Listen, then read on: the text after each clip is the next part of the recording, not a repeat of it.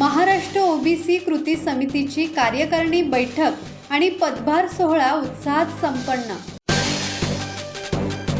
नवी मुंबई येथे महाराष्ट्र ओबीसी कृती समितीची राज्यव्यापी कार्यकारिणी बैठक आणि पदभार सोहळा उत्साहात संपन्न झाला। राज्यातील 33 ओबीसी समाज संघटनांच्या प्रतिनिधींनी केंद्रीय ओबीसी सूचीमध्ये समावेश आणि संयुक्त आरक्षणासाठी पाठपुरावा अधिक तीव्र करण्याचा निर्धार व्यक्त केला।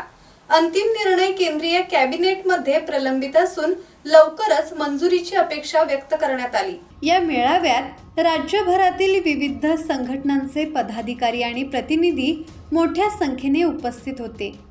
समितीच्या स्थापनेचा उद्देश शिष्यवृत्ती, माहिती आदान-प्रदान आणि ओबीसी हक्कांसाठी संघटित प्रयत्न वाढवणे हा आहे।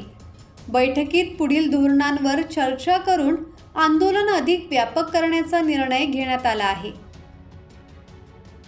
विठ्ठल ममता बादे, संवाद मराठी लाईव्ह, उरण।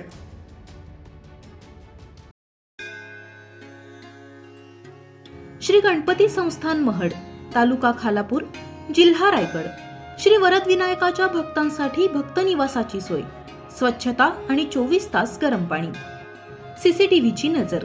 आगाऊ नोंदणीसाठी संपर्क करा 02192 26 69 12 72 76 47 38 54।